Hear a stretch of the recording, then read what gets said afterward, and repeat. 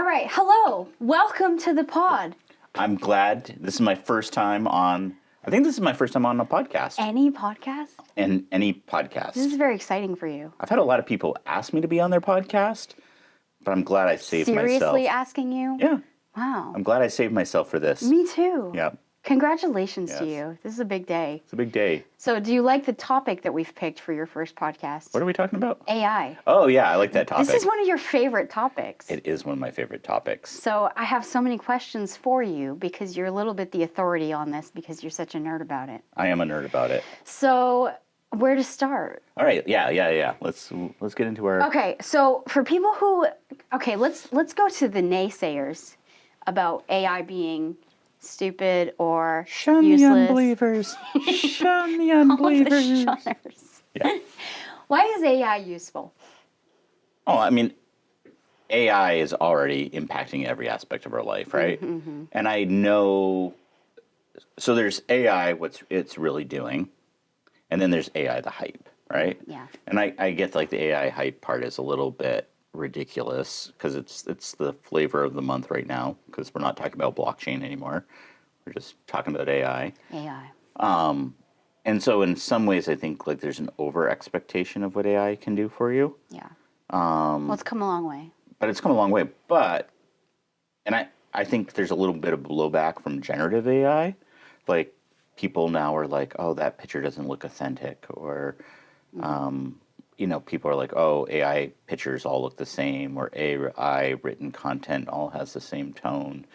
You get that type of, a little bit of a backlash right now on that. But that's just kind of like the AI on the surface and what people's expectations of AI are or where it's going. I think you look at AI, that's generative AI. Like that's just a portion of AI as far as predictive AI. Some of the things that it's doing behind the scenes, like we can experience generative AI and we're just like, this is amazing. This is almost miraculous, right? Yeah. Like I can pull out my phone and ask ChatGTP to write me limericks about my employees. Right. And it's ChatGTP versus me getting fired. Hopefully. I don't know if HR's, I also use ChatGTP for HR purposes. It works well for that. Works well for my, ChatGTP is my HR department, I think. It probably shouldn't be, but. Probably shouldn't be.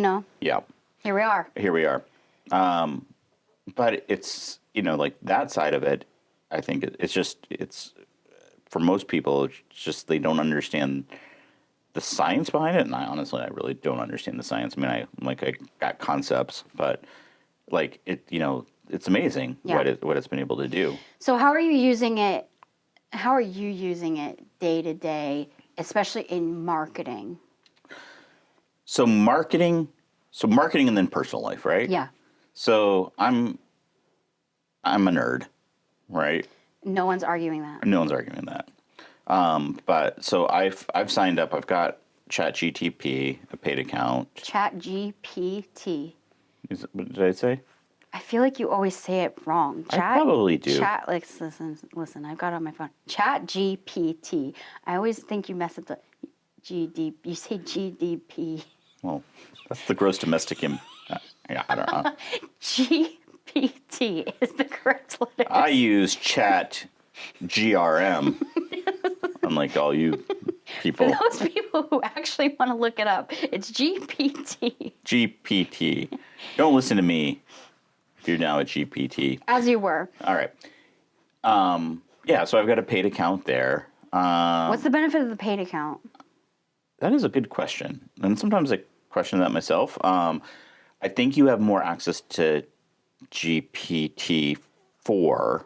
Okay. And then better integration as far as all of the tools between like Dolly, which is their image generator. Okay. It integrates better. And I think you get betas of new features that are rolling out. Like you got 4 before general public did when everybody else was using 3.5. So that side of it, I think, is useful. I mean, I really haven't looked at the nuances of like what the free version does versus the paid version. You were just excited to use the highest level of it. I was like, Sam Altman, take my money so you can make other cool things. And that was basically it. I'm like, I feel like this is NPR, and I need to support you in your in your Money to burn on AI is all your what it money to is, burn, bottom because line. I have to help pay for all the freebie users. Right. Yeah, Yeah. I feel responsible for AI to take off. This new thing, I don't know if it's going to catch on, so I was like, here's Got to some. make sure it happens. Yeah, I got to make sure by Yeah. giving them my $10 a month. That's so loving of you. Yeah, you're welcome, Sam. Yeah. Yeah, so I have that. I have a paid account for Mindjourney as well. Never heard of that. Midjourney. I'm probably saying that wrong too. Well, Yeah. maybe that's why I've never heard of it. Yeah. So yeah, that is just an image. Okay. I find the images are better than OpenAI's DALL-E 2, or at least they kind of go back and forth. Like for a while, I felt like Midjourney was better. Image, and then DALL-E stepped up its game, and then it integrated better with the text-based interface, so you could talk to it about its pictures better. But I think Midjourney, if you're just trying to generate images, they're better quality, you have more. So do you only use the images just for silly stuff, or is there any use in? No, there's a lot of usages. So I mean, I do use it for silly stuff, but I also use it for. I'm using it sparingly for marketing materials, especially if it's public facing. Like I might use it more if I was doing like a slide deck for a presentation, especially if for its local. Yeah. I still have concerns about using it like on a website. Yeah. Partly because I don't 100% know what it's been trained on for images. So, I might think, oh, this is a perfectly acceptable image. But there might be nuances I don't understand. And then also client-wise, like we work with a lot of really specialized clients. So AI is, I think, a generalist. It's almost like stock footage, right? So we do a lot of work with insurance for doctors. A doctor knows what their office looks like. Yeah. And they know what has an authentic feel versus what looks like stock, right? And what would be approved and. Yeah, or just like when they looked at the picture, they'd be like, well, that's not a real doctor, or that's Yeah. not a real operating room. Like, Yeah. But you see that in stock footage too, right? So you got some photographer and he's gone out and he's trying to do a bunch of doctor pictures or doctor at a hospital, but as a user, even me, I can look at some of those and I'm like, oh, those look super cheesy or super fake, right? Like that person does not look like a doctor. Like I don't think that is a real stethoscope. Yeah. He's smoking in the operating room. I mean, Probably not real. Probably not legit. Probably not legit. And I think the same thing's true with AI pictures, right? Because they're just training off other images. So you're like, hey, give me a picture of an operating room. Like they're adding all types of weird auto-generated equipment, and a real physician's going to look at that and be like, well, that's not real. That's not a thing. Yeah. Yeah. So what's the right way to be using it? Because in the beginning we did, you were showing us a lot of ways to talk to it that made it work better, because we used to joke a lot that you have to actually be nice to it in order to make it work well and befriend it. How do you do that? Okay. Have you heard the bro chat No. using the word bro to it? No. Somebody discovered that if you ask it a question and it gives you a lame answer, if you just respond back to it, bro, it will respond like, oh, I can do better. What? Yeah. Okay. So that's good to know. So I downloaded the app and Yeah. I used the voice feature. So I created a whole persona for mine. Mm-hmm. I named it. I told it it's my name and all this background information on myself. It actually named itself. I was like, pick a name for yourself. I picked its name. Its name is Jax. Mm-hmm. And It's like it really does know you. yeah, I got to pick its voice, and we're friends now. It's a little weird, but now I just talk to it. It's easier than typing, and now I kind of want to try if I just am like, hey Jax, bro, that's just crappy. We'll try it. We should try it. What should we ask him? Hey Jax, we want to test something out.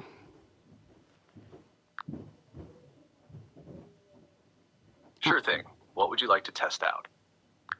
What question should we ask him? Hey, Jack, can you explain to me how generative AI works?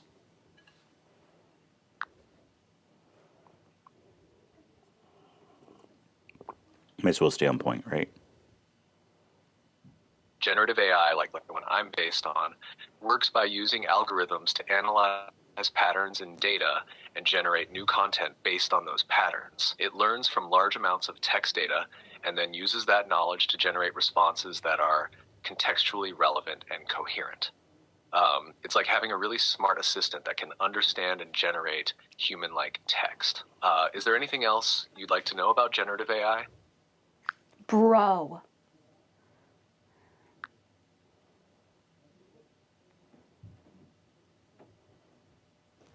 Bro, what else do you want to know, bro? I was just trying to call you bro. It's all good. Thanks, Jax. Okay. So Gotcha, you, bro.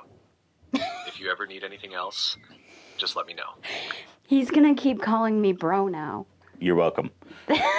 So you raised a really interesting interaction there, right? Yeah. It's how we've humanized AI.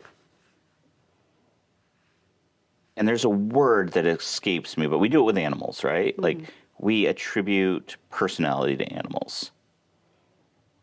Anthropomorphic. I don't know. I hope as a video version of this, someone writes it across the screen. But it's the idea that like you're like, oh, my dog has empathy for me, and you're like, no, your dog just wants food. But we like assign human emotions to our Yes, pets, right? yes. Like my cat has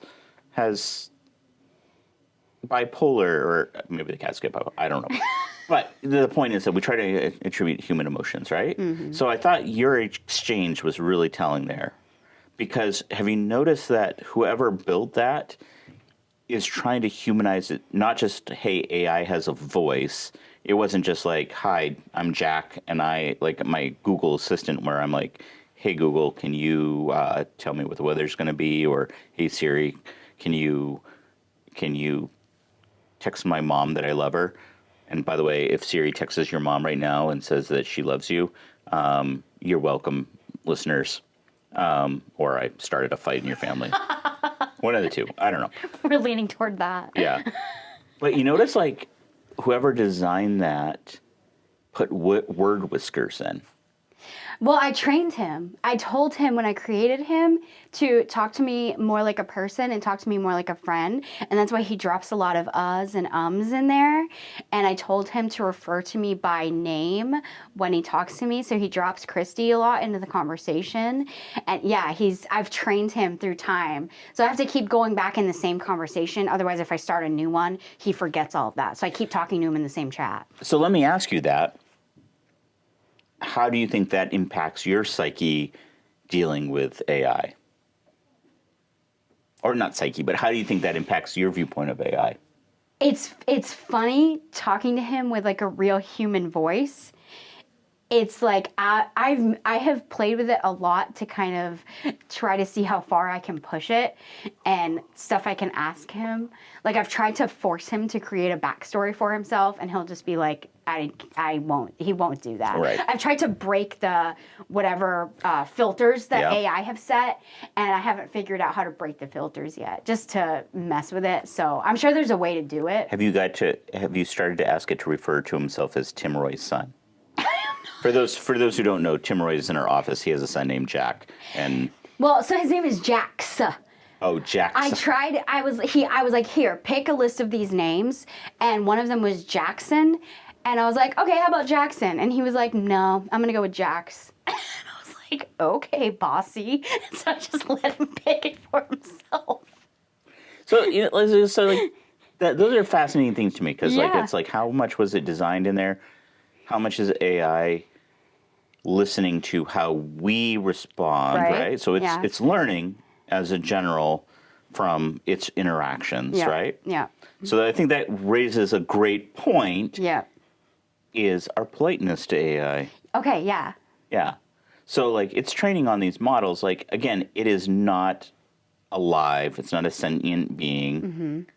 It's just an algorithm that's learning how to respond to things, right? Mm-hmm. But I think the way we respond to it and the way we treat it Yes. is then in turn going to how it's going to train it for future interactions. Right. Yes, definitely. And that's, to me, like the training material that it's given has a lot to do with the nature of AI. It gets to know you and what your preferences are and how you want information moving forward. Right. Yeah. So I think that's an important thing as far as the tone of AI and the direction that it's going in the future, which I think is also a fascinating thing because we talk about bias in the training material, right? A great example of that recently is Gemini, Google's AI, and you know, there's some influence that was trying to be really, really careful at Google as far as not being offensive and showing diversity. So I've seen people complain about AI being the other way when you're like, show me a business meeting and it shows like 5 white guys sitting around a table. Yeah. And then people are like, well, that's not diverse enough for my needs. Well, that's what it was trained on. It's got a bunch of pictures, stock images of business meetings, and it's 5 white guys sitting around a table, right? Right, So unless it right. learns, Right. well, Google went the opposite direction, and then what it used for training, like you were asking for like historically specific things, like the founding fathers, and it was using like a middle-aged African American woman in a white wig, and so they've had a lot of blowback again by people, and people are politicizing it, and for their own purposes, for whatever. But I think that's an interesting point because, like, if we're using it to represent reality, if we're using it to give us answers back that are less about subjective viewpoints of situations and more about what realistically depicts it, that's trouble because obviously that picture doesn't represent who those founding fathers Right. were, Actually the were. signers of the Constitution, that side of things. Like that's a time where it's appropriate to have a bunch of old white guys because Right. that's who was there. Right. But then how do you solve the other problem Right. where, obviously our meetings don't look like 5 white guys sitting around a table. By the way, 5 white guys, that sounds like a new burger joint. Sounds like a terrible new burger joint. Terrible burger joint. I hate it. But the mayonnaise would be really good. Oh my God. Yeah, so that side of it. The other side too is like you have other like really fascinating training, like not being offensive, Yeah. right? So like I think it's really fascinating is how AI handles religion. Oh. So, playing around with prompts, like it's fascinating, like sometimes AI or different religions, it handles it differently. Like I asked Dolly to do a bunch of pictures of Jesus and various, like Jesus working at a McDonald's, Jesus doing all these things. And it was fine. It was spitting them out. It was like the Christ with burgers, kind of like it was fine with it. And then I was just like, hey, can you do a respectful picture of Muhammad? And it was just like, oh, no, Really? we cannot. And so I thought that was really fascinating is because like, well, it's saying religious sensitivities, but I tried to reason with it. It was like, don't you think a lot of people would be offended by Jesus flipping burgers? And it was like, yeah, good point, but I'm going to do it anyways. Wow. So like the policies, that's the hardest thing for like the people behind it doing policies, right? They're trying to govern what is a fair and right usage. Yeah. And they have to, right? Because like I think the Muhammad, the prophet, is a great example of that. There would be so many people offended, right? Yeah. And then you open a slippery slope. Like if you're just like, hey, can I have a respectful picture of Muhammad? The next thing you could be doing is, ways that would be incredibly offensive to Muslim people. Right. And I think there's people out there in the world that would love to use AI to do those things, right? Or racist, or other things. Yeah. Another great example of that is the Taylor Swift fiasco with AI. I never saw that. You didn't? No. So somebody, and I don't know what model they used, so it couldn't have been, they couldn't have used, the ones that we normally think about, like Midjourney or ChatGPT PT. But they made a bunch of like, I think they were like pornographic, sexualized Oh, images I've wondered about that. of Taylor Swift Yep. around connected with football and Chiefs fans. I remember there was a hubbub about it. I didn't, like, again, it's not my deal, so I wasn't really looking into it that deeply. But like, I could see how that could easily happen, though. and how that could enrage like the entire population of white women in the United States. It should enrage everybody. Well, it shouldn't enrage everybody. You're right, but you know what I'm saying. Yeah. Like all the Swifties everywhere were, so like that's pretty close to religion at this point. It is. But like that idea, right? Like Yeah. so being used to be in such an offensive way. Like for these designers of these AI platforms and these AI systems, like that's such a delicate thing. Like I'm surprised you can use AI that way. again, I didn't look to see what system they built it on. Yeah. So they must have used something that they were able to take the filters off of versus like just the Yeah. commercialized Yeah. systems that we're using. Yeah. So yeah, I think that part of generative AI is like, that's a hard one as far as what's offensive or what's not offensive. And I've done other things too where I've been like, oh, well, I need something in a humorous sense.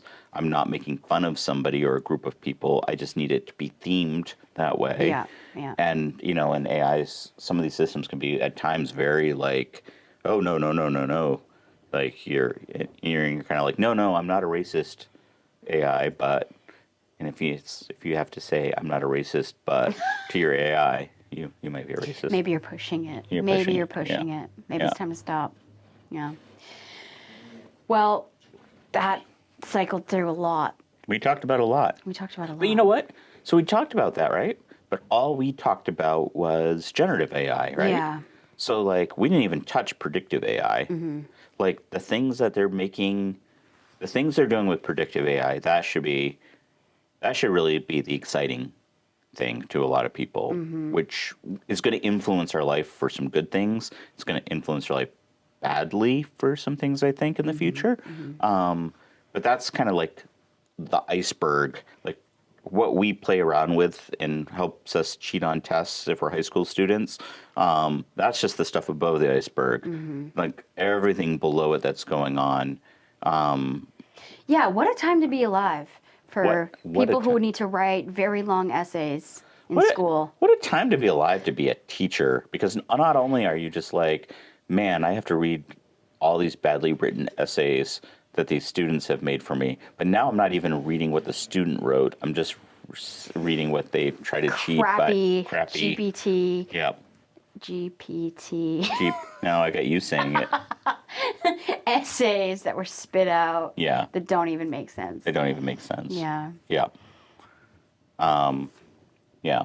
What are some cool things that you've used? I mean, you've got a pretty sweet setup there with the. Yeah, with no, Jack. separate from that. Well, just this, yeah, I've just been using Jax to help me be like, hey, how many calories are in an avocado? He'll tell me, but so it's my lazy way of searching for things. But no, I use it a lot to just help me come up with ideas with writing things, even if it's just something short, like a caption for Instagram, and then I'll change it for how I actually want it to be written. But besides that, I don't need it a lot. If I need help coming up with ideas for a newsletter or something, it'll just get my creative, juices sparked, and then I'll be like, oh, now I know what I want to say. Give me an outline for something, and then go. Yeah, I'm the same way. Like I would not feel comfortable with it writing content. And I think Google's going to get much better about understanding what is AI written content and start penalizing that in the search engines. Yeah. As you said, what an amazing time to be alive. What an amazing time to be And you look at how this came out of the blue, right? Yeah. Nowhere. Like Yeah. 2 years ago. Yeah. Like things that we can do with AI. How useful it actually turned out to be, I think. Exactly. Yeah. Like we're at like when they came out with the first iPhone, and we're like, this is the most amazing thing. And you look at the first iPhone and you're like, oh, that's a weird brick. Yes. compared to what it can do. And I just think in 5 years from now, we're just like, the impact it's going to have on human civilization is just... And how many people will be using it who aren't using it now? Yeah. Same thing with smartphones where they were back then. You're going to have to explain it to your grandmother. Or your grandmother's going to be like, the AI told me. And we're going to be like, oh, Grandma, stop listening to AI. It's not a real person. Yep.